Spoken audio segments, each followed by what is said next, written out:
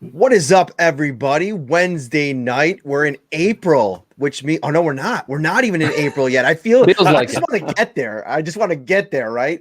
We're a month away, a little under a month away from the NFL draft, and we are gonna get it kickstarted tonight. The NFL draft coverage really ramps up. Free agency, although the Bills may have not gotten the memo, Ryan, because there's been a lot of activity the last couple of days, filling out some spots the back of the roster. We'll talk a lot about that tonight, but this is going to be a draft focused show. As always, I am Matt Parrino, joined by Ryan Talbot, and we got ourselves one heck of a guest to kick things off. Chris Trapasso, CBS Sports. I feel like it's a lifetime ago, Chris, when we sat in Indianapolis to do a little bit of a combine rap video a little over a year ago now, man. What a different world we live in, but here we are.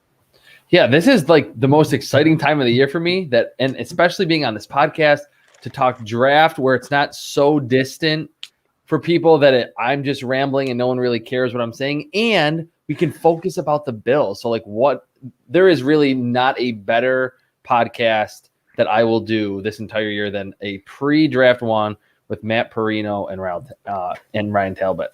Wow, that is some. You're pumping our tires. This is the time of year where a lot of tires get pumped. But listen, we'll take it. And while we're on the subject, Ryan, we're growing this YouTube channel. We got this new weekly Friday show that we're going to be really diving into. More details on that to come. But hit that subscribe button if you're watching on YouTube. It really helps us out. Hit that like button on the video as we try to get everybody to head to the channel. Ryan, as we get started in some of this draft stuff, you put out a mock draft this week, and I think that's a good place to start. Maybe even go through your mock draft, or at least like the top 3 picks. Maybe have Chris poke some holes in that a little bit. I think that'd be fun. Yeah, absolutely. So, Chris, round 1, pick 30. I didn't think it could happen, but I had the Bills landing Caleb Farley. Obviously, opted out last season, and now there's a back issue. So maybe for any of the Bills fans that are not aware, can you walk us through the process that he had? I know he said 3 to 4 month timeline, but what's the risk reward of landing a Farley there at pick 30 if he were available for the Bills? Well, yeah, this has all kind of happened pretty quickly over the last couple of days that he said he's going to be out, like you said, for a few months. And anytime you're dealing with a back injury, really with anyone, it can be your 55-year-old uncle or it can be an NFL cornerback. It's serious. So that is the risk. But the reward could be that the Bills would be picking my number 1 cornerback in this class, a former wide receiver, over 6 foot, 200 pounds, super fast, that even if he's beat at the line of scrimmage, he has crazy recovery speed. And in those contested catch situations, or when he is close to a wide receiver and is targeted, you see those former wide receiver skills. He finds the football with great regularity. And I think, and really for the longest time up until this back injury, there was a lot of debate. Is he the number 1 corner in this class, or is it Patrick Surtain from Alabama? I think Caleb Farley is more athletic. I think he can travel with those quick separators a little bit better. So it would be an absolute home run of a pick for a team that, even after re-signing Levi Wallace, probably wants to address the cornerback number 2 spot relatively early. So to get him in the first round, and I know Ryan, I believe it was Lance Zierlein from NFL Network that had him falling all the way to 30. So if he's tweeting that out and he's writing that in his mock draft, maybe he's hearing that we could be in for a draft night fall for Caleb Farley, who, when healthy, is arguably the most talented and well-rounded corner in this class. Yeah, go ahead, Matt. Yeah, let me just poke in here for a second, because I love this when I saw that you dropped this the other day, Ryan, because I think that this is a pick that a Brandon Beane and a Buffalo Bills team can make because of the situation that they're in. It's a little bit of a risk, right? But to Chris's point, that kind of reward and getting that kind of level of rookie cornerback, I think this might be the kind of swing that they've been waiting to take if he falls. We're going to get into a bunch of different guys here, and how far could they fall? Will they be there at 30? This is a guy that, as we sit here and track this could be legitimate. And now, you never know how this thing works out as you go through the process. Maybe some people are, maybe voicing their concern a little bit more than others, but there's also, Chris, there's no rush to get him on the field. You have Levi Wallace, you have Dane Jackson. You can have an embarrassment of riches, even if you want to take a completely overcautious approach and let him maybe even sit out this entire season. I know people don't want to, even think about that, and he'll probably be ready in a couple months, but you have that ability if you're the Bills. Yeah, and that's the luxury with what the Bills, like what came of the Bills free agency and retaining so many of those starters and bringing back almost the entire AFC Championship team, that they don't have to rush their first round pick, number 30 overall, onto the field right away, and will need to lean on him to be the guy, whether that be edge rusher, whether that be running back, whether that be corner, whether that be interior defensive line. So with Caleb Farley, again, he wouldn't have to play right away, but he is a premier talent, both in terms of just his refined skills and just his speed, his size, and his athleticism. And I know, obviously, not knocking Trey White, who to me is still an elite corner in the NFL and entering the prime of his career, the Bills need a little bit more size at the corner spot. I know Levi Wallace is a little bit taller. They need size, and I think they need a little bit more athleticism to be able to match up with a 6'2", 6'3" wide receiver that can really move. And Caleb Farley has the size, the length, and the athleticism to be a perfect complement to Tre'Davious White in Buffalo. Yeah, and also getting a cornerback on a rookie deal, obviously, when you're paying Trey White a large contract, that's always beneficial as well. Now, rounds 2 and 3, I attacked the offensive and defensive line. Defensive line first, Joe Tryon, Washington edge rusher. And then round 3, Quinn Meaners, Whitewater, Wisconsin Whitewater there. Small school prospect who really did well at the Senior Bowl, really has made a name for himself.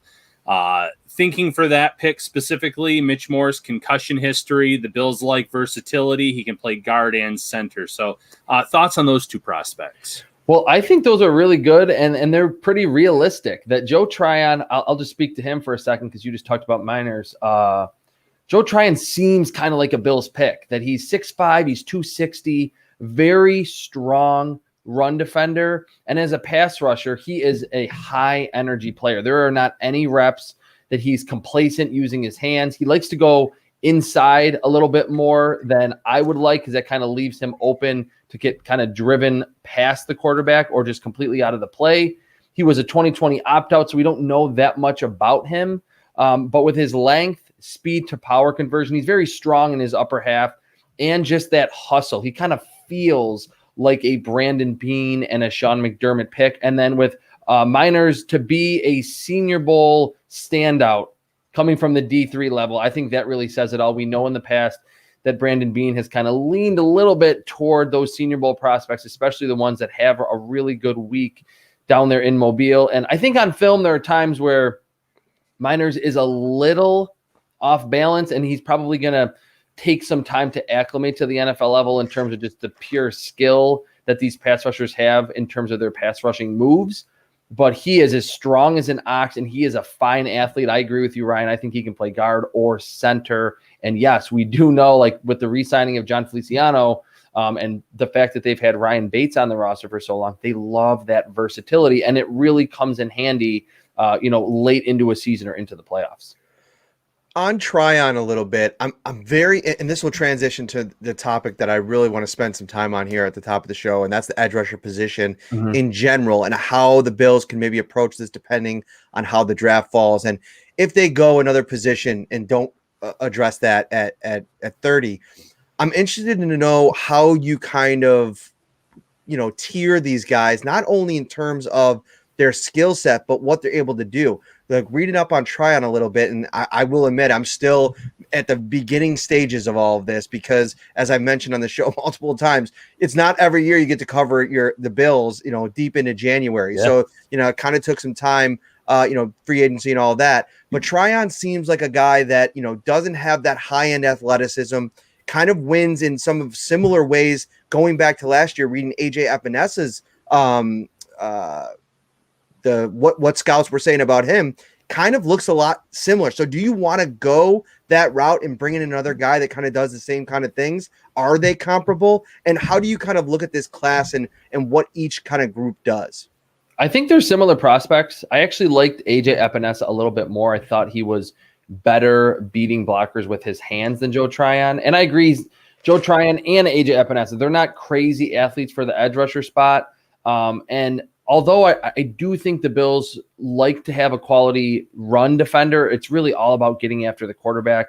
And I think it's funny that we've seen some mock drafts where Joe Tryon lands to the Bills at 30. Mm-hmm. I think that would be too early. So that's why I really like the pick in Ryan's mock in round 2. I think that's more of where his value is, because for as high energy of a player he is, for as good as he is with his bull rush, he's not really great with those pass rushing moves yet. But I think in round 2, that would be good value.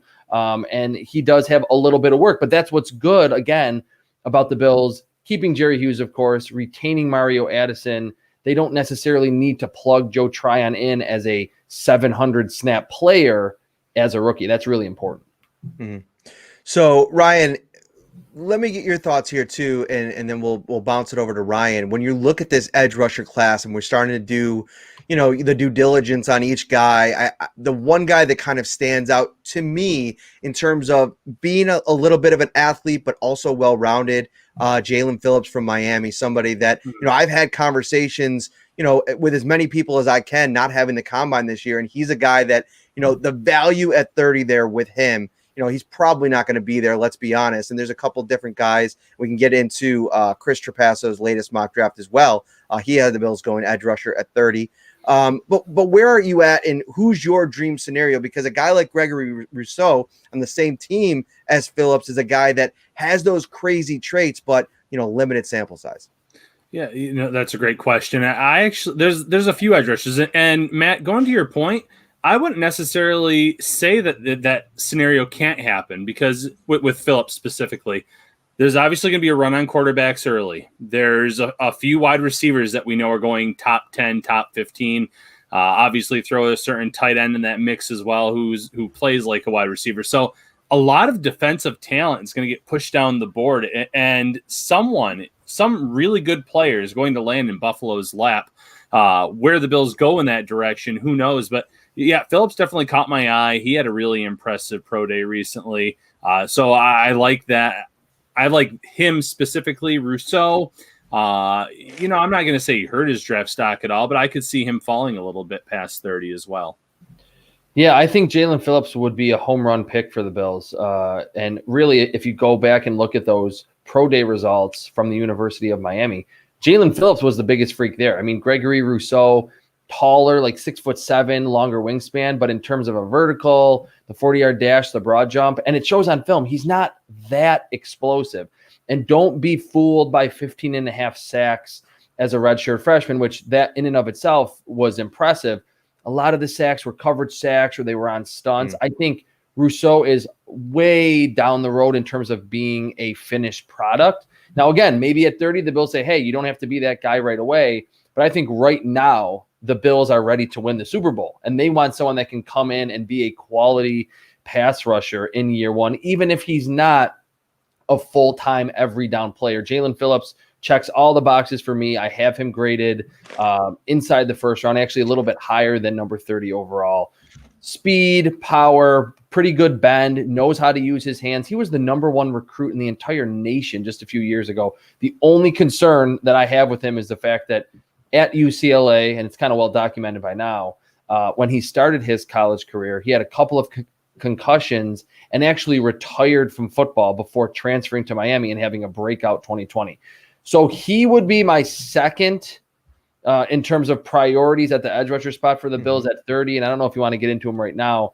Azeez Ojulari from Georgia. If he's there at 30 in terms of just being a pass rushing specialist in year one and learning from Jerry Hughes, who is a similarly small but explosive and very refined edge rusher, I think that would be a pick. Azeez Ojulari from Georgia would have instant impact in year one and down the road, planning for the future, given the age of the Bills edge rushers that are going to be, mostly starting in 2021. He would be perfect for the long-term view as well. Now, before I keep going here, I want to make sure I have your latest. This March 24th mock, this is your latest, or did you have another one? I do so many. I know, right? It's hard to keep. Wednesday. I think I came out. Is it a 2-round mock draft? Because that's the most recent one I did. All right, let me double check this, because the reason why I bring it up is because Yeah, I can't. First of all, I can't imagine how you guys keep this together. Like somebody else, I'm hoping to get on Ryan Wilson, your coworker over there at CBS Sports, is coming out with a mock draft every week of the year. It seems like, how do you keep it all together? It's just changing around a lot of picks. It's been one since I think the start of the football season. That's just how we've done it. They just do so well. People love to read them. But it's fun now, though. Like early on, you're just kind of throwing names in there to see how the board will fall. But now we know what teams are probably going to do in terms of position, their top needs. We have kind of narrowed it down with the Bills edge rusher, corner, potentially running back. So it's a lot more fun now. But I will say that when the draft is finally here and I submit that final mock draft on the day of the draft, I'm not exactly angry when that endeavor is over. Okay, so staying on the edge rushers here, because I did find the latest one. And Ojulari, you had being the first edge rusher off the board in the mock on the 24th. Now he becomes the third or fourth at pick 22. And the new one has first one coming off the board is Jalen Phillips. And then Jason Oweh, who I was going to ask you about, because he's a guy that had an unbelievable performance at his pro day. I mean, the absolute crazy numbers, eye-popping stuff. Tell us a little bit about him, because he's one of those guys that, yeah, he had the big pro day, but sometimes those guys pop for a minute in the mock draft scene, and then they tend to kind of, recalculate or recalibrate, if you will, once we get closer to the draft. If he's a guy that's there, how would that kind of fit in terms of what the Bills are looking to do on the edge? Well, I would love to hear Ryan's thoughts on Jason Oweh as well, because it seems like there is so much split opinion on him because, like you said, Matt, he's a freaky athlete. He was number 2 on Bruce Feldman's freak list coming into the college football season, kind of a list that assembles the most athletic players in college football. It's like 6'4", almost 260, looks like a Greek god, looks like a sculpture. And then he runs super fast, big vertical, great 3-cone. I just don't think with Jason Oweh that I see that same type of athleticism on the field. And I don't know why that is, why that happens with some players. Maybe I'm just missing it. And I thought at Penn State in 2019 and this past year, in that abridged version or that abridged season in the Big Ten, that he was winning on like pure athleticism alone and just speed to power. I don't know if he has great pass rushing moves yet, but again, going back to this theme, learning from Jerry Hughes, who's great with his hands, Mario Addison, who knows how to beat blockers in more than a few ways, I think that would be good for him. And I think that at 30, if you're a team in a luxurious situation in terms of your roster, like the Bills are, they could say, this guy is just too talented, too long, too freaky to pass up at number 30. He could be someone in a few years that's like Donnell Hunter, who came into the league out of LSU, was a second-round pick, didn't have great pass rushing moves, and then everyone thought, hey, he's going to take years to be good, and now he's an elite pass rusher. So Jason Oweh doesn't really do it for me in terms of being like a safe pick, but I wonder what Ryan saw if he's watched his film, what he thought, and that if he thinks he's worth the number 30 overall selection. Well, I think you actually kind of nailed it in terms of the athleticism that you saw at his pro day doesn't match up with what he's done so far or what he's done in his career at Penn State. And that's what makes me think that maybe he won't be a consideration. If you look, Brandon Beane and this, the personnel with the Bills, they go with game tape. They go with the guys who perform on it. Well, yep, production too, absolutely. They might go with those athletic traits day 2, day 3, like a Dawson Knox, obviously. But round 1, they seem to go with the production. They seem to go with what they see on tape because the tape doesn't lie. That's more important than how you look without any kind of shoulder pads and your gear on. So I'm hesitant on it, but you also brought up a good point that the Bills are in a good spot right now where whoever they pick at number 30 may not have to get on the field and play significant reps as a rookie because the Bills do have most, if not all, bases covered right now. Yeah, and I think I always think back to Tre'Davious White, like the first pick of this era of Sean McDermott, that go back and look at that 2017 cornerback class. Like Marshawn Lattimore, Gary and Conley from Ohio State were in that class. They all tested through the roof. Tre'Davious White fell to number 27 overall because he wasn't this high caliber athlete that jumped out of the gym at the combine, but his film was littered with pass breakups and interceptions and zone savvy and man-to-man abilities. So I do agree with Ryan that I think Jason Oweh would be a very surprising pick, and I don't think it will ultimately happen. Although he's definitely someone worth talking about because of those athletic traits in his workout. I think the Bills do kind of lean on what they see on the film, and I don't think Jason Oweh is a first-round talent just based on his film alone. One of the things that really, and I'm going to kind of bob and weave here a little bit as, we talk about certain things and it kind of, spikes my interest, but, talking about a specific brand of player, I think is really important when you're talking about this regime and how they kind of, bring in talent and evaluate talent. And one of the things that I think they're looking to do, especially in the draft, when you're talking about a 2-3 year window of a player that they want to get in there and develop, they, I think, want to add somebody in that defensive backfield, whether it be the secondary, whether it be at the second level in the linebacking room. They want somebody that can move, that has some quickness, but also a physicality and an ability to tackle. So, I want to bring up first and foremost who you had the Bills select. Pronounce it for me. Jeremiah Owusu-Koramoah. Is that correct? Got it. On the first time. I'm so impressed with myself. That's one thing that you get into these. You read them a bunch of times, but then when you have to say them for the first time, I can't imagine for you draft dudes that have to get into this back, way back, maybe even before they even play a game, starting to say some of these names. It's crazy, but he's somebody that I watched a little bit of his tape, and I know Ryan, anything Notre Dame, I usually let him take the floor.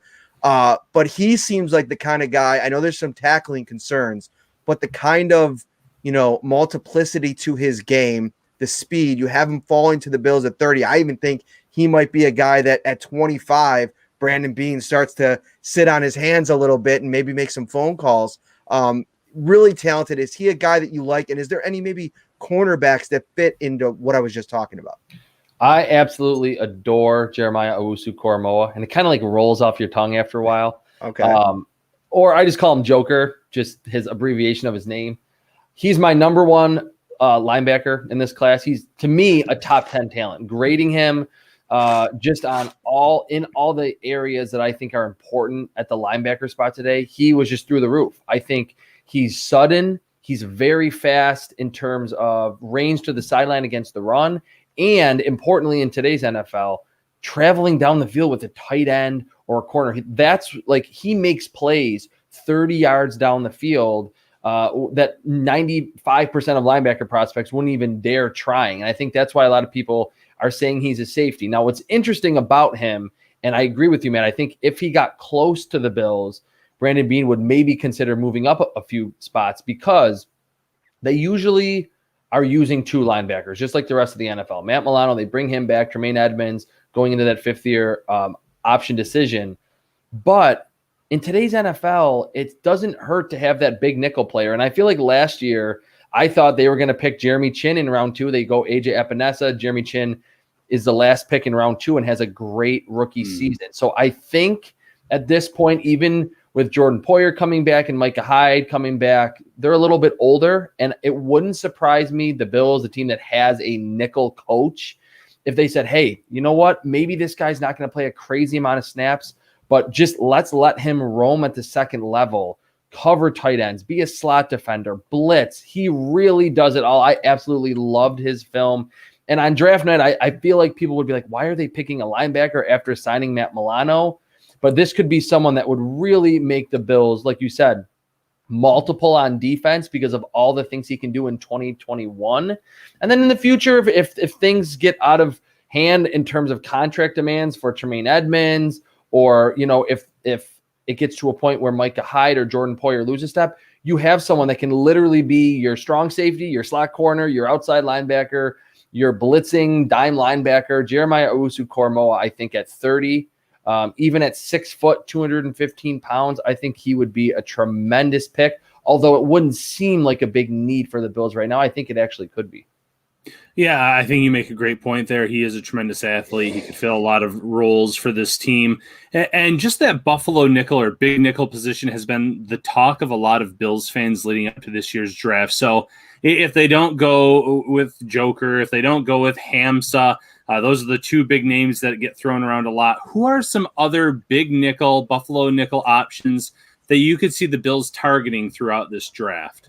Well, I know throughout the process, they have had a lot of communication with LSU safety linebacker Jacoby Stevens. He's like 6'1", 6'2", 225, fits the mold in terms of the physicality. He's more of like an in-the-box player. There wasn't a lot of coverage responsibility or coverage production on his film, but he was a 5-star recruit, never really lived up to that hype at LSU, but has long arms, a tremendous blitzer, very instinctive. I think he's an outstanding, just strictly run defender and has the range to get to the outside. So I think obviously because he's not being talked about like Jeremiah Owusu-Koramoah or any of the other top, safety linebacker hybrids that teams really want today, if you could get him 3rd, 4th, 5th round because he didn't have crazy production, I think he fits that role. He can be a more athletic Dean Marlowe for the Bills. Jacoby Stevens is really the guy that I've kind of zeroed in on just because of the Bills' communication with him, the LSU connection, and the fact that he was a big-time athlete, big-time recruit who's probably falling a little bit under the radar because, again, not crazy statistics, but the traits are there for him to blossom under Sean McDermott.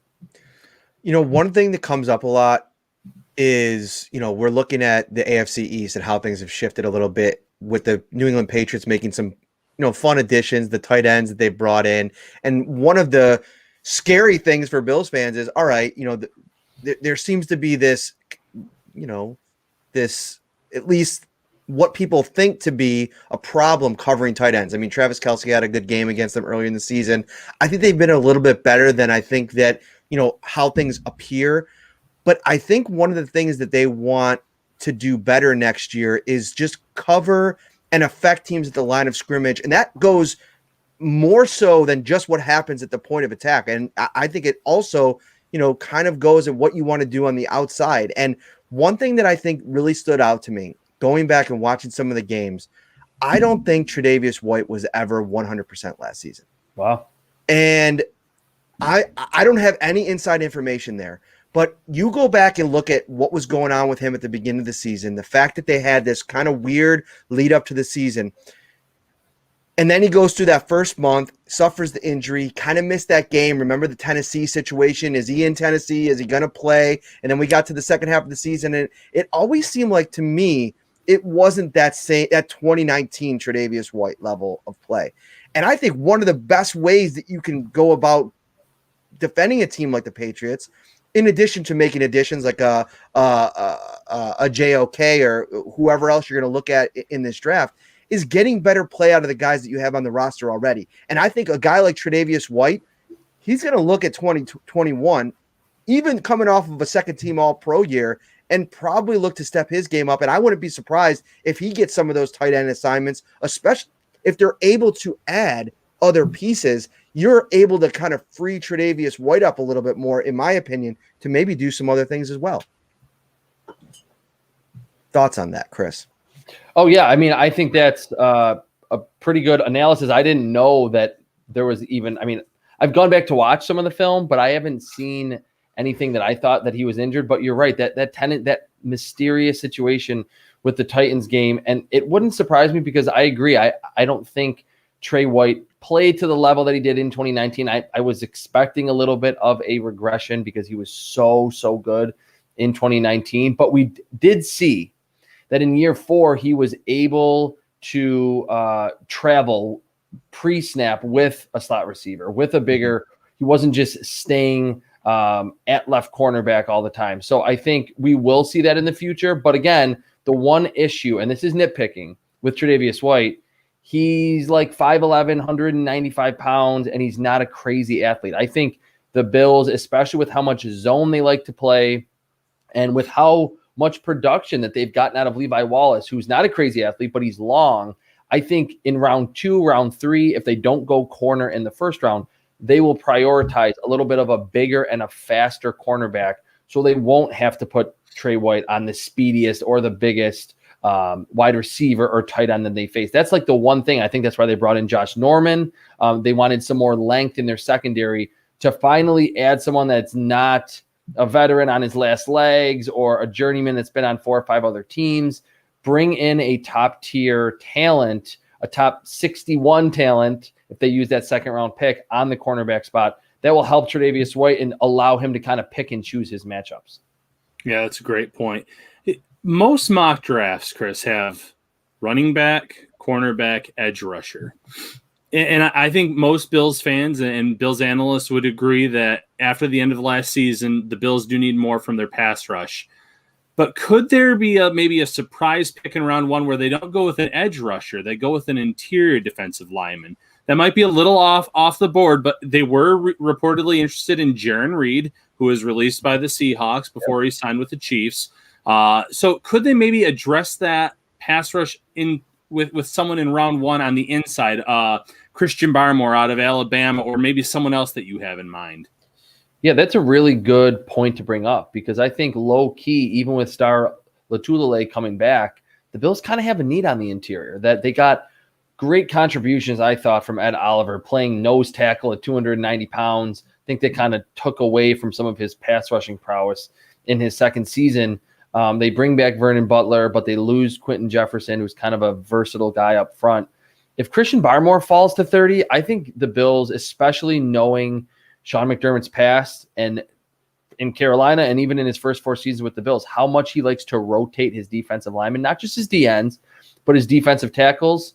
It wouldn't shock me. I think it would shock a lot of people if Christian Barmore or Levi Onwuzurike from Washington, who was a 2020 opt-out, has a very unique body. He's like 6'3" and 285, 290, but at Washington played the nose tackle spot. He played 3 technique. He played 5 technique. He played all up and down the line. He's not like a tremendous athlete, but I think at that size, he's good enough, and he converts speed to power. Very, very heavy hands. I just like the fact that although he didn't put up crazy stats with the Huskies, like you saw him creating pressure, you saw him beating blocks in the trenches to make impact plays against the run. So that would be someone just going strictly off what we know Sean McDermott had to work with when he was in Carolina and really built up that defense. They had a lot of good quality interior rushers. And even with Ed Oliver, Vernon Butler, Star Lotulelei, and Harrison Phillips, I wouldn't be shocked, because it's hard to find a clear-cut hole on this roster. Christian Barmore might be the highest player on their board at number 30 overall. But the other one, Levi Onwuzurike, if fans haven't watched him, go watch his film. He's a really fun player on tape.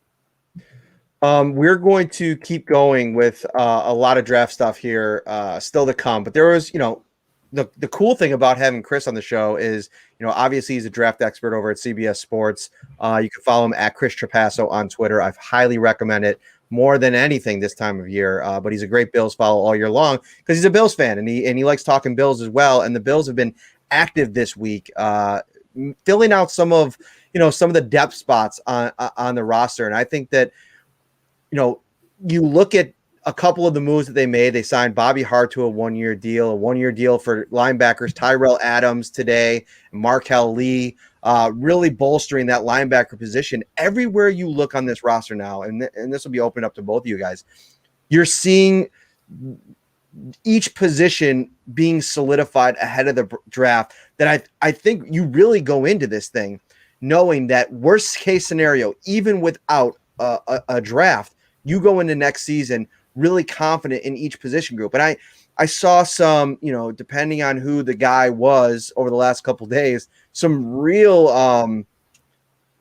what's the best word? Some animation on social media about some of these signings. None more than Mr. Bobby Hart earlier this week. Some people really didn't like the signing. And if you look at some of his reps that were clipped out on social media, it's easy to understand why. But you look at that depth chart on the offensive line. I mean, this guy lands at number 10. To me, looks a lot like a camp body with the chance to maybe make some noise if he can flash. But I wouldn't get too overwhelmed about him. They added the linebacker position, and all of a sudden now, Andre Smith, special teams ace, and then Tyrell Dodson, third-year undrafted guy. They got some competition on their hand this coming summer. Yeah, I echo those sentiments. I think both are camp bodies. Going with Bobby Hart real quick. Someone on Twitter did ask me after the signing, what does that mean for the Bills in the draft? I said, well, it means nothing for the Bills in the draft. They can still take a tackle. The one thing I'll say about Bobby Hart is he's not coming here to start. He started a lot in Cincinnati. This would be a swing tackle opportunity for him, obviously. And to the fans who I was interacting with these last few days, yes, you're one injury away from Hart playing significant reps. That's how the NFL works. That, you know, you're going to get a drop down in a lot of positions if you lose a starter. But he's also improved a little bit year by year. Now the bar is low. He's not playing at the level of a Deion Dawkins or a Darrell Williams, but he's been solid in certain areas, run blocking. He's done okay over these last few seasons. He's improving. He works hard. His coaching staff last year was really praising his play and his preparation, which there were some red flags there after he left the Giants early in his career. So he seems to be maturing. But, yeah, he's definitely not someone that you want to see in the lineup playing significant reps. But this time of year, you're getting these veterans, 1-year deals, vet minimum. Worst case scenario, they're a camp body. Yeah, and I think the best thing that Brandon Beane, or one of the best things, and the biggest difference between Brandon Beane and a lot of other Bills GMs over the past 20, 30 years is that, like, the bottom of the roster signings, I think, are good. Like, he's creating legitimate competition at so many spots. Like, I'm going back to the Brandon Powell signing. Like, the Bills re-signed Isaiah McKenzie. There's your returner, right? Oh, nope, we're going to bring in Brandon Powell too. So I think Brandon Beane is never satisfied with the state of his roster. And one thing on Bobby Hart, he's played in 80 games. He's made 66 starts. He's 6'5", 330 with long arms. Like, I think at that point, it's similar to the Brian Winters signing last year.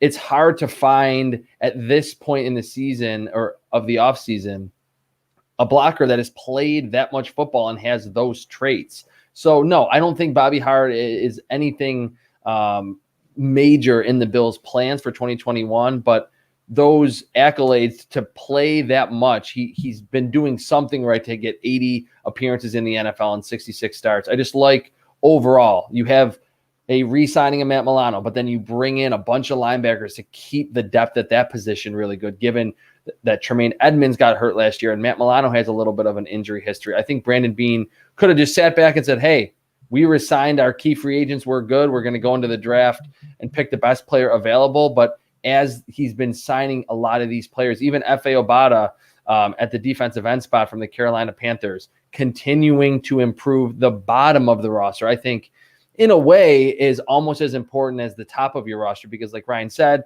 you're an injury or two away from having these players having to be on the field. So that, to me, just watching what Brandon Beane has done during his time as a GM, he's done that amazingly well to keep the bottom of the roster very good compared to other teams. You mentioned Winters. To me, the guy that really jumps out is Spencer Long, because I go back to when they signed him and I remember the reaction to it. This dude was absolutely terrible last year. Like, Winters was bad, but he was kind of banged up and he had a couple good years mixed in there. Long was just a guy that got panned, and he comes in here and plays 3 games and, you know, spot starts here and there for injured guys. This is not a guy that I think is going to factor into things. So dial back the intensity on that one just a tad. And listen, I get it. Like, if I'm never going to tell people to not have a take on a move. Like, if you're not happy with something, Brandon, it's not like Brandon Beane can do no wrong. Don't get me wrong. Like, there's a lot of things we liked about it, of what he's done on this podcast. We've voiced that. But listen, if you have a problem with it, definitely take it up. But I just don't think that that's the hill that's worth dying on. Let's move on a little bit. I want to ask you this. I want to get to a fun little conversation that I want to get on potential trade up ideas. But I want to ask you about this, because one thing that I feel like, if you do NFL draft for a living, you're going to have hits and you're going to have misses. And I kind of want to just jump into your mind a little bit on that and how you deal with that from year to year. And one guy in particular, like, you know, that you were high on last year, Curtis Weaver, a guy that I don't know where things stand with him right now, but, you know, he obviously, you know, was with the Dolphins and then he was released, and there's kind of all types of things going on there. Didn't play a snap this year. You had him going in the first round at least one point last year, and you kind of look at that and be like, man, what a whiff. But for every whiff, you've probably had like a dozen hits. So how do you deal with that every year? I feel like I'd go nuts.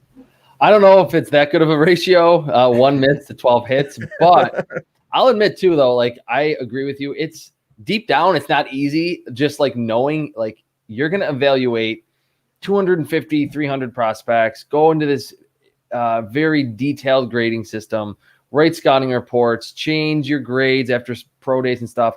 And you're going to get a ton of these guys wrong. Like, it's not fun. It's like the least fun part about my job, but it is really rewarding when you have a guy in the first round who goes in the third, and then he plays like a first rounder. And with Curtis Weaver, he like broke his foot before the season. Mm-hmm. So that's why he didn't make the Dolphins roster. He went in the 5th round. I obviously thought that was way too late.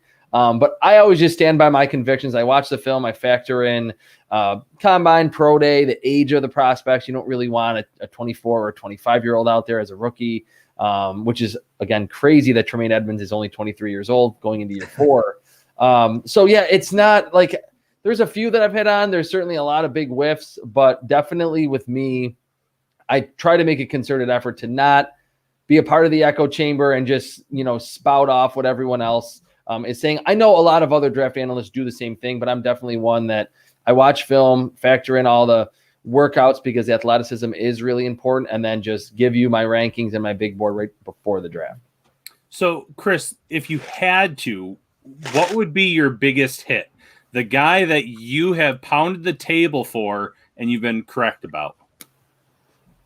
Off the top of my head, I don't have like a crazy one, like a guy that went undrafted that I had like in the 1st or the 2nd round. But going way back, I can rattle off a few because I don't know why I was thinking about this today, but I was, and it's good. Nice. I had Khalil Mack ahead of Jadeveon Clowney, and that was not a Buffalo bias. I just did not see it with Clowney nearly as much as Khalil Mack. And this is all in 2014 draft randomly. I had Johnny Manziel as like the 6th or the 7th quarterback. A lot of the off-field stuff was the reason why Johnny Manziel ultimately flopped quickly in the NFL. I just didn't see it, though, as a passer. He thought it was too improvisational. And then also in the 2014 draft class, I actually had Mike Evans ahead of Sammy Watkins. And Ryan probably remembers that was controversial. Everyone had Sammy Watkins as wide receiver 1. Maybe Odell Beckham toward the end there. People thought, oh, yeah, maybe he's the 2nd or 3rd best.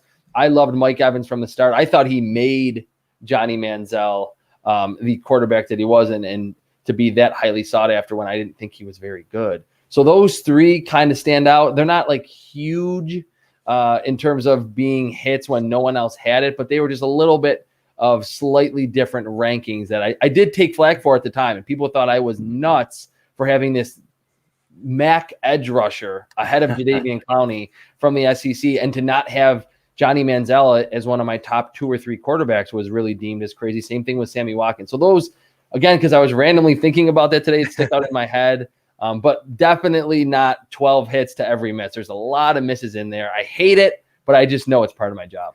Well, I just wanted to bring this up because I want to bring a little bit of a humanity to the screen here and let everybody know, like, these guys are putting a lot out there and doing the work, doing the grind that I think a lot of us, us that do this for a living don't have the time to do. So you do a great service and you do a great job. So keep it up. And speaking of a great job, I mean, everything that he's done this last calendar year, Kyle Pitts out of Florida has just been phenomenal. I mean, this guy we're sitting here right now, and this is like, to me, if you want to go pound for pound positionally, like, this dude really ranks up there the last decade for me in like can't miss primo type of prospect that could come in here and maybe change the game at his position. I mean, he's talking today about, the confidence is there. He said he's going to be the greatest tight end to ever play the game. And obviously the testing numbers were phenomenal. And I know that there's probably dream scenarios out there for Bills fans that are like, all right, what is it going to take to get up to maybe 10 or 8? How many? I was just talking about this with John Scott today. Up to 4, Ryan? I think he's going number 4.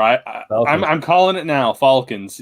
You put him there with Julio, Calvin Ridley more so now. And I think they're still kind of stuck with that Matt Ryan contract for a few years. You throw him in that offense and there's still a lot of issues with the Atlanta Falcons overall, that roster, but that would cause some headaches for opposing defenses. Yeah, I think 4 is probably, especially after his pro day workout, way more realistic than it was even a week ago. So Ryan's spot on with that. This is fun. Like, we need to talk about this. Are the Bills going to do it? Probably not, but ironically, bringing up the Falcons, I went back 2011 draft when the Falcons traded up for Julio. That's like the only trade that I can remember in somewhat recent draft history where a team made that far of an ascension in round one. They moved from number 27 overall with the Jets to number 6 overall, or the Browns actually. They obviously swapped picks that year. They traded a second rounder, a fourth rounder in 2011, and then their following year's first and second round picks. So that's how much it would take for the Bills to ultimately move up. I mean, I don't know if Brandon Beane or any team inside the top 10 would use that as a template, but it would probably cost you next year's first rounder and another probably day 2 pick to go from 30 all the way inside the top 10. But we know that Brandon Beane's aggressive, so I don't think it's like absolutely not worth talking about because we know they want tight end.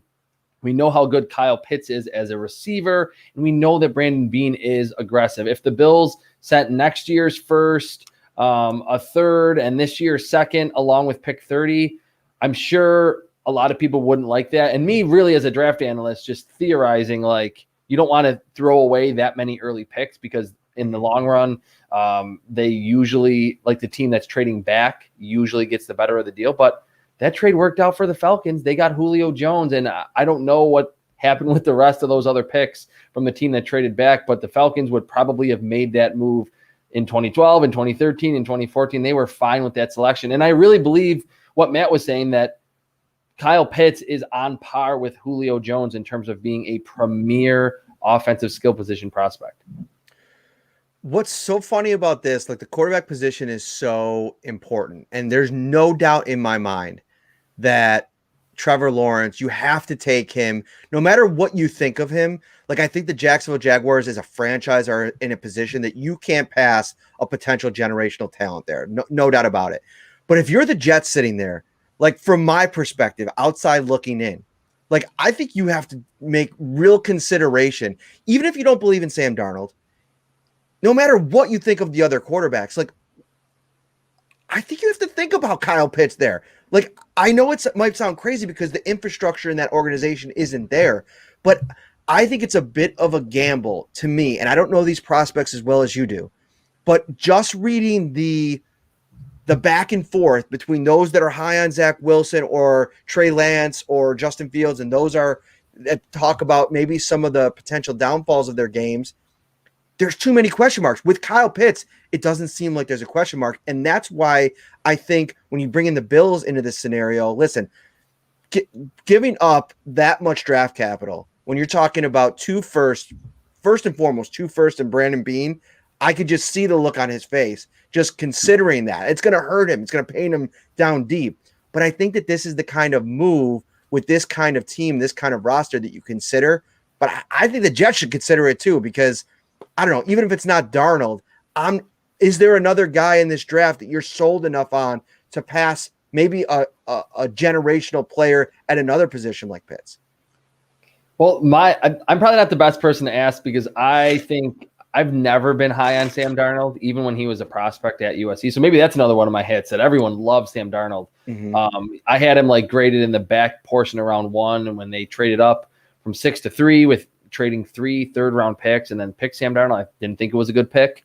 That if I was the Jets, if I was Joe Douglas or GM, I would pick Zach Wilson or Justin Fields just because, like you said, the quarterback spot is the most valuable. But there is an avenue, and again, this is like probably unlikely but fun to talk about.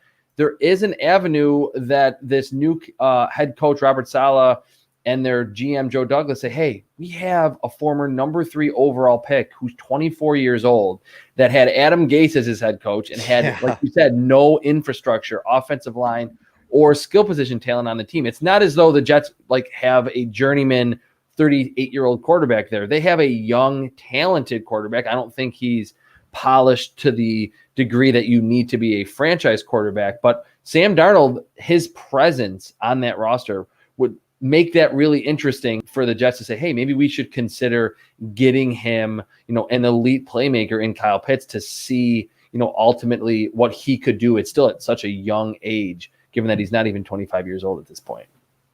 I have a little follow-up there because it looks like the 49ers are going quarterback too at number 3. And that makes perfect sense to me because the 49ers roster, the way it's built, they're not going to be in that top 3, top 5 very often. But what does that say if they can't trade away Jimmy Garoppolo, having someone that's that high paid as your backup? Yeah, it's not good. Straight to the point. Yeah, I agree with that. It's one of those tough scenarios where, you said this is your guy. You kind of gave him that. He's our guy as well. Just a few weeks ago, maybe it was a week ago or less than that. And now you move up and you pretty much said, yeah, we're kind of looking at the quarterbacks. If we get blown away with an offer, we'll trade Jimmy. I don't think they have to be blown away. I think they would trade him in a heartbeat if even a decent deal comes along. But, in today's NFL, having that much money tied up in a backup is very tough to succeed. But I will say the rest of the roster is pretty well constructed. Yeah, which is exactly why I think they're going to pick Justin Fields. I think after Lawrence and after Zach Wilson, he's the most ready to go quarterback prospect in this class. And every team in the NFL will say that they love their incumbent quarterback until they get a trade offer for him. And really, outside of what the Lions did, saying like, hey, we are going to let Matthew Stafford explore a trade with Josh Rosen, with Carson Wentz. Every other team says, hey, you know what? He's our guy. And they have their social media team tweet out pictures. He's number 1 just to keep the trade value high. So I think that's why Kyle Shanahan and John Lynch haven't spoken a bad word about Jimmy Garoppolo, and why the Jets have praised Sam Darnold. And just really, after he's not had any, outside of a few games, real flashes in his first 3 seasons with the Jets, I think that's why we see it, because these teams want to keep the trade value high. And I think Sam Darnold will ultimately get moved pretty close to the draft. How much Zach Wilson is somebody that is a prospect that I think is super interesting to kind of dissect the narrative on him over the course of time. From my perspective, and again, not being dialed in, and that's why I want to ask you how this holds up to you. To me, I feel like Patrick Mahomes fooled so many people. Like, he wasn't on everybody's radar in 2017. When Andy Reid traded up, it was such a shock.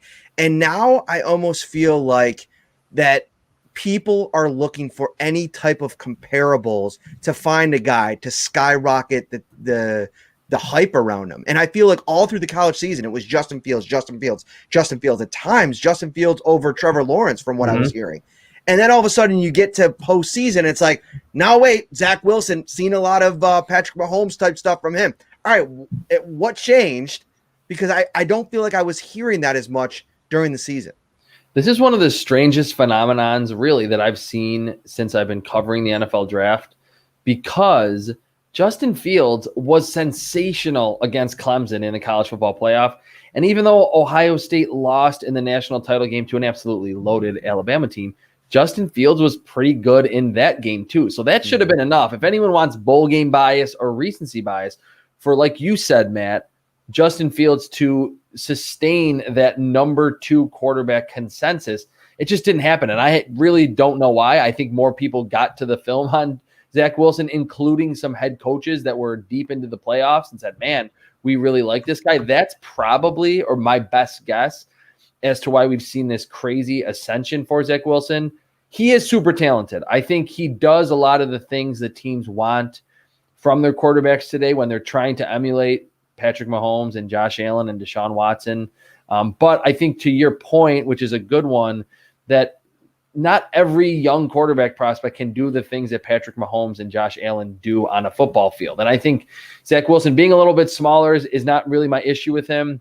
And I don't have many issues, is the fact that mostly lower level competition in college, 1 year as really an elite producer, and the fact that he likes to run and he is a little bit smaller, he's going to take some hits. I wonder how he'll absorb a lot of those hits and stay healthy in his NFL career. So I think the ascension was warranted for him, but it is kind of crazy how at this point, about a month away from the draft, there seems to be a huge gap in terms of Trevor Lawrence, Zach Wilson, and then Justin Fields way below. And I think they're a lot closer in terms of being just quality quarterback prospects than a lot of people are saying.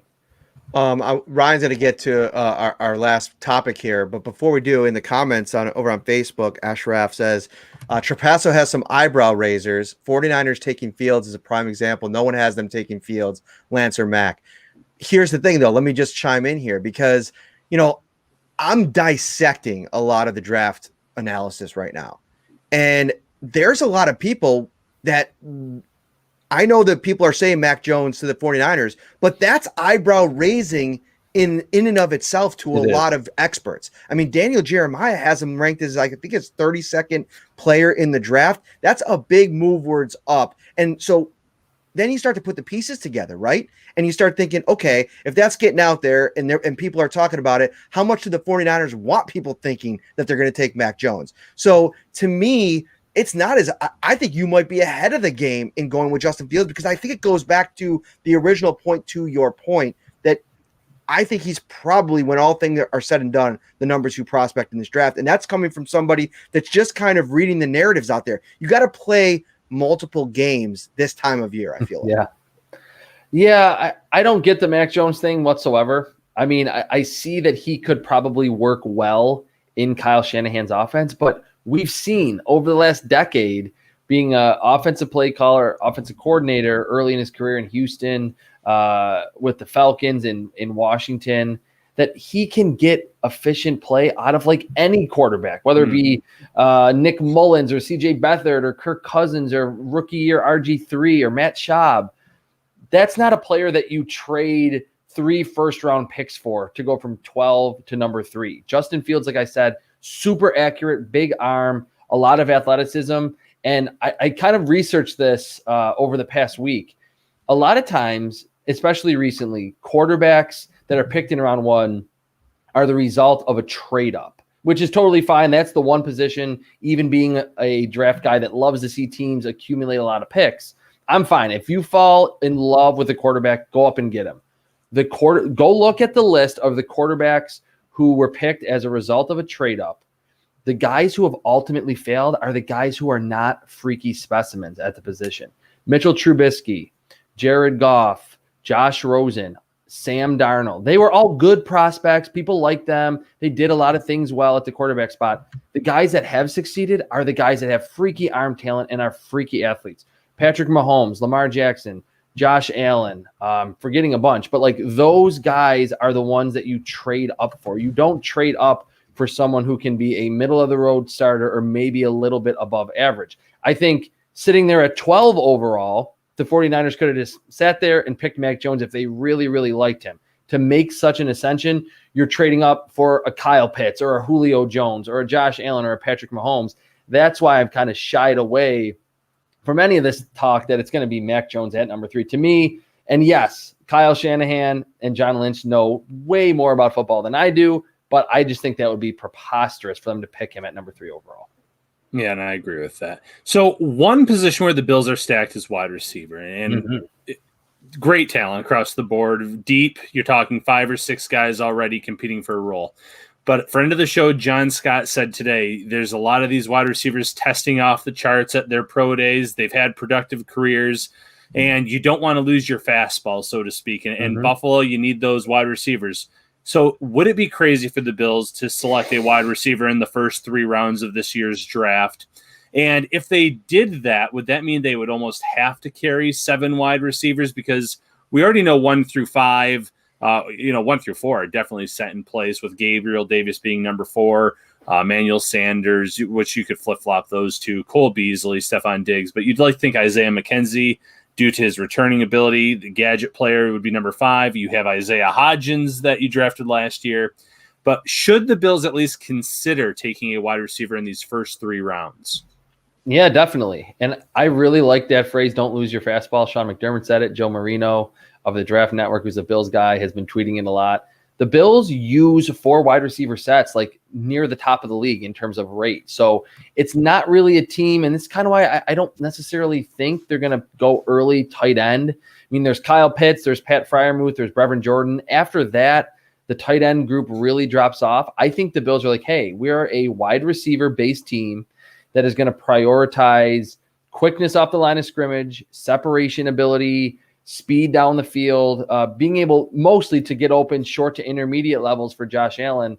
I think they definitely should consider it. Maybe not in the first round, but if like Rondale Moore slips, if Kadarius Toney slips, you never know. I mean, that sounds crazy today, a month away from the draft, but we've seen a lot crazier stuff. DK Metcalf was the last pick in round 2 just 2 years ago, and everyone had him going to the Bills at number 10 or 9 or 10 overall in that draft class. So I think they should consider it. I think they will consider it because all this cohesiveness with Brian Daboll coming back, Sean McDermott and Brandon Beane know exactly what he wants from his offense. We know they're in lockstep with each other. I think it's another really good wide receiver class. Emmanuel Sanders is 34. Cole Beasley's going into the final year of his contract. He's over 30. It would be smart for the Bills, first 3, maybe first 4 rounds, to pick another wide receiver that fits the mold of what they want. A quick separator who can get open. And there are plenty, rounds 3, rounds 4, rounds 5, who will ultimately be picked there. Who are some of those names? Yeah. I totally agree with everything that you just said because one of the things I really like, I feel like Brandon Beane you hear this phrase all the time, different flavor of, player at each position, especially at the receiver spot. And he has got tons of flavors. I mean, you go 7, 8 deep and start talking about a Jake Kumaro, who at this point, I think has a lot of upside in this offense for him to do what he did on short, limited opportunities. I think there's some excitement there, especially within the fan base. And there's all types of Isaiah Hodgins, Isaiah McKenzie, if he were to ever get a larger role. So many possibilities. But who are some of those guys that, maybe in the vein of a Gabe Davis that are going to be there in the second, third, maybe, I know they don't have a 4th round pick right now, but maybe as late as the 5th, that could add some of that kind of value and that kind of developmental talent? Yeah, I'm just looking at my list here, and it's deep. Like, I love this wide receiver class again, not even just for the elite talents in round 1 that are going to go in the top 10, but to rattle off a few. Daz Newsome from North Carolina. Diami Brown is the North Carolina wide receiver that's getting all the publicity, all the hype. He could go in round 2. He's tall. He's a vertical guy. I think the Bills would be interested in that, but Daz Newsome in 2019 was another North Carolina wide receiver who went over 1,000 yards. He's smaller. He's in the slot. He's super sudden. He's a great return man, which the Bills could certainly use some more competition there. But I like to see wide receivers that are returners because that translates in terms of their yards after the catch. And Daz Newsome didn't have a great 2020. They ran the football a lot, and Brown was really featured. But I think 3rd round or maybe even in the 5th round, the Bills should maybe think about him because he just fits the mold. Like I said, very quick, runs good routes, and can get open. If they want more speed, which I think after losing John Brown, even with Emmanuel Sanders coming into the mix, I think they do want to add Dwayne Eskridge from Western Michigan to stay in the MAC. Redshirt senior, played very well at the Senior Bowl during practices, is someone that can take a slant and go 90 yards for a touchdown. Runs very good routes. You typically see that with wide receivers that are a little bit older, can beat press coverage at the line. He's smaller. He's sudden. I think he's faster than he is quick. It's usually the other way around. But Dwayne Eskridge, probably 3rd, 4th, 5th round, somewhere in that area. And another name a little bit later, not crazy productive, Frank Darby from Arizona State. I actually just watched him. I'm trying to get to these last couple of players here a month out from the draft. Very sudden, was productive from his freshman season on for the Sun Devils, playing behind N'Keal Harry and then Brandon Ayuk. He was never really the go-to guy until this season. Very sudden, great releases off the line of scrimmage. I think he could be someone that would really outplay his draft position because he's going to get picked later because the production wasn't there. But I think the Bills could fall in love with his traits. And that's only 3. There's a bunch. If the Bills want a gadget guy, there's Marquez Stevenson. There's Tutu Atwell. I think, just like Ryan was insinuating, 3rd, 5th round with one of those 2 picks, and they have, I believe, 2 picks in round 5. It would not surprise me if the Bills ultimately go receiver because you want to just keep adding more weapons for Josh Allen.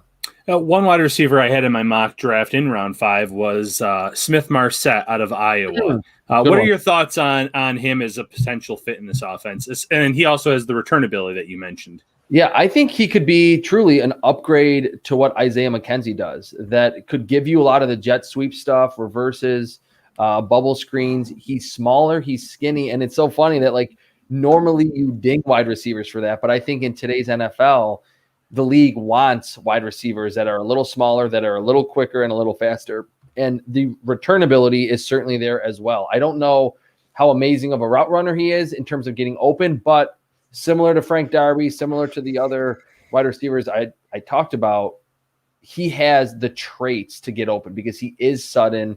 He is pretty fast down the football field. Smith-Marsette in round 5, round 6, you could really ease him into a role, give him legitimate competition to Isaiah McKenzie, but give him the football on occasion. He's someone that in space could be that high percentage throw guy that can turn a bubble screen into a 15-yard gain. So I was looking in the last week or two, I was looking at the one site does a roundup of all the mock drafts and gives like a grade for how accurate they were. And I got to give you a shout out, man. Like, I think you were 50 on the list, but like I was going down the list and I didn't know anybody on the list. And you kind of know who's in the draft community. I mean, I could probably list you 25 names that I kind of follow during this time of year, and you were the top one. But I want to give you a hard time too, though. The host of the Pick Six podcast, Will Brinson, he had a better score. What's up with that? He's not the draft expert over there. I know mock drafts are weird because really, I get like my wife, my in-laws are like, "Hey, how did your mock draft do?" Like the day after the draft, and to be honest, I personally don't care about how many I get right. Am I trying to get them wrong when I'm submitting that final one? No, but really, when it comes to getting a mock draft correct, it's really the one who's following the tea leaves more than anyone else. And or you're Daniel Jeremiah and you're Lance Zierlein or you're Mel Kiper, and you're literally talking to GMs on a daily basis, and they're either lying to you or they are giving you your draft plans. I think 2019, and I did a lot better. This past 2020, I did not do very well. So hats off to Will Brinson. I'm not expecting necessarily, I'm not going to come on and say that I'm going to guarantee that I'll do better than any other CBS colleague in terms of hitting on those mock draft picks. If you get like 6 or 7 right, that's like a great day. So, I mean, in terms of being a draft analyst and accepting that you're going to be wrong a lot, there's none better than your final mock draft. You're going to get like maybe 5 or 6 picks out of 32 correct. Well, that was just a little fun. No, it's all good. Thing at the end of the thing. You do a great job, man. And this has been an educational, interesting conversation. We're so grateful that you carved out over an hour for us and our listeners tonight. We really appreciate it. Go follow Chris on Twitter. You can find all of his draft coverage. Let everybody know what you got out now, what's still to come. You've had a bunch of really cool pieces over the last couple weeks looking at different topics with the draft slant. There's so much that you're kind of putting out there right now. Yeah, next week I'm going to do a really fun series I think is really educational and just a good reference for readers. I'm going to do like wide receivers. I don't know what other positions I have, but by type. So it's a good one to bookmark. So you can say like, hey, who are the gadget types? Who are the tall vertical threats? Who are the chain moving rebounders that aren't great separators? Who are the well-rounded wide receivers? And I'll have some analysis about each group, but it's just good to get out there so fans can go back when they're in round 2 and the Bills are picking in round 3. So you can see who's still available and what type of wide receiver or what type of edge rusher is still on the board. I'm going to start that series as we get closer to the draft. Awesome, my friend. You killed it. Maybe if we could even get you back on, we might get you back on before the draft if you're willing. Yeah, let's do that. And I think what I love more than anything else is right after the draft, because I have all these rankings. So there's no hindsight. You can say, what did you think about this pick? I can't come on here and lie. I can't exaggerate. I can say, hey, I had Tre'Davious White as my number 1 corner, or I had Devin Singletary as my number 1 running back, both true facts, that I can come on and point to all of those after the Bills make their pick. So if you want me on in the next couple of weeks, I'll gladly do it, but after the draft. If I come on before, you got to promise to have me on sometime in early May. Sold. Maybe on both fronts. We'll see how it goes. I don't want to take up too much of your time. I know you got a lot of things to do over the next couple of weeks. We appreciate you, my friend. Have a great rest of your week, and we'll talk to you soon. All right. Thanks a lot, guys. Later, Chris. All right, we're going to hang around for another minute. While you're watching, please hit that subscribe button and hit the like button as well, Ryan. Why is it so important? We're trying to build up this page, ladies and gents. We were under the NY Up banner for a while. We still are, obviously, but we wanted to start our own page because of the fan support that we have. So, like Matt said, smash that like and subscribe button because we don't want you to miss any of these episodes. Once you subscribe, you are locked in. You know when we are going live, whether it's a spur of the moment because someone was signed or whether it is something that we have scheduled like these weekly shows. Come draft time, Matt and I are going to be going live a lot. So make sure that you hit that subscribe button. Oh, yeah, it's going to be fast and furious, just like it was during free agency. I've gotten some people that have DM'd me and asked, after, Bobby Hart signing, are you guys going live? No, that we're going to kind of group into the weekly roundup, if you will, as things, kind of use some judgment calls on, if it's worth a full show. But I want to off topic here, Ryan. I got a bone to pick before we get out of here. Okay. Our buddies over at Trainwreck Sports, big fan. Love Maniac, Degenerate Al, always supportive of their stuff. They're running a Pop Shot tournament. Did you see that? Oh, I've seen it. Yeah, I was following along. I love Pop Shot. I texted Maniac and I said, "What's up, bro? What's my seed in the Pop Shot tourney?" And he's like, "Bro, I sent out three tweets. I sent out 3 tweets. I was just asking for people to join. We got it filled up." Really, bro? Really?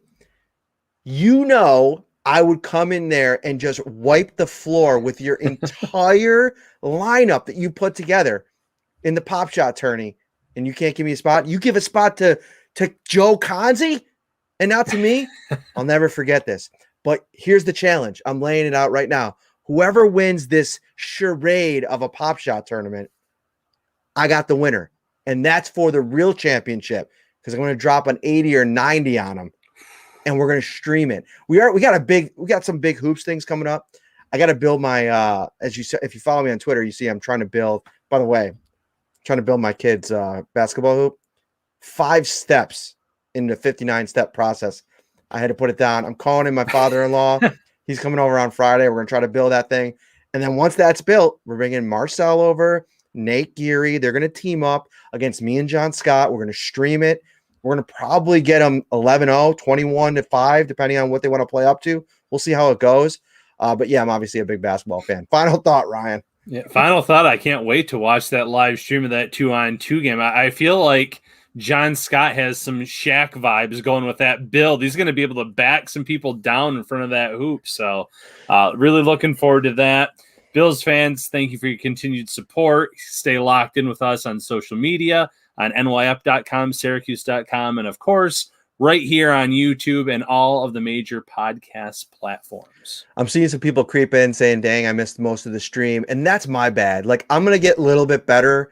Like, obviously, we write stories, we do the podcast, we're doing all this coverage. Sometimes I'm a little bit lackadaisical on when I get the stream information up. I want to be better about that. We're going to start getting those up on Monday. Hopefully, we had this Wednesday show scheduled since Sunday, so I should have had that on so you guys knew that it was at 7:30 all week long. So we'll try to get better at that, at scheduling these out, and they'll be better over the course of the off season. Not as immediate, but it'll be fun. In terms of the 2-on-2 game, though, Ryan, I'm starting to scout them a little bit. I've not seen Marcel actually lace them up and play yet. I have played with John Scott. John Scott's a baller. He's a banger. He can get inside. He's physical. He's huge. He can shoot 3. I know that anywhere I get the ball to him, and I'm a little bit of a facilitator. I like to score the ball a little bit as well. But listen, I'm gonna get John involved early. I have zero fear of Nate Geary on a basketball court. Okay. If we were playing Division III football and I wanted somebody to hold my kick, then I would get a little bit nervous about it. But you know what? I don't need the backup quarterback. Okay. I need a basketball player. And I know for a fact that Nate Geary is going to have nothing for us. Now I'm just talking some trash. Those are all my guys. And it's going to be so much fun. For Ryan Talbot, I am Matt Parrino. So much fun this whole next month as we dive into NFL draft coverage. This is just the start. We are going to have multiple guests every week. It's going to be a draft specific show on Wednesday. We'll have any emergency reaction pods that we need to have over the course of the next couple of weeks. And then it's on to the draft. I will be in Cleveland And hey, maybe, Ryan, if you're feeling froggy and you want to come to Cleveland, we could do a live show from Cleveland. We'll talk about it during the week, and we got to figure that out. But I'll be in Cleveland on the Wednesday night. But I think what we're going to do, because we're doing a live show there for Channel 4, I'm going to do a live show there after that on here from Cleveland for the draft. But I think I'm then going to come back so we can be pretty mobile and pretty reactive and do all of our shows like usual once the draft kicks off. So we're still putting those plans together. We're really excited about it. We're going to get out of here. Ryan Talbot, Matt Parrino. We will be back next week, or if anything drops, keep it locked on Syracuse.com.